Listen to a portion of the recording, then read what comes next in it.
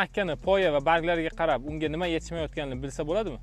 Ha, albatta. Makka jo'xorida pastki barglarining uchlari sarg'ayishi bu asosan o'simlikda azot yetishmayotganligini bildiradi. Past va yuqori barglarining binafsha rangga kirib qolishi esa fosfor yetishmayotganligini aytadi. Kaliy yetishmasa, bargning aynan pastki qismlari, ya'ni uchki qismlari qizarib kuyish holatidagi ko'rinishga kelib qoladi. Magniy yetishmasa, o'simlik barglarining ranglari och sariq rangga kirib qoladi. Oltin gugurt yetishmasa ham xuddi shu holatlar kuzatiladi. Bularda ozginagina farqi, magniy yetishmasa, bargning tomirlari nisbatan yashilroq bo'lib turadi. Oltin gugurtda esa barg to'liq o'sha och sariq yoki bo'lmasa och yashil rang holatlarda ko'rinishi mumkin.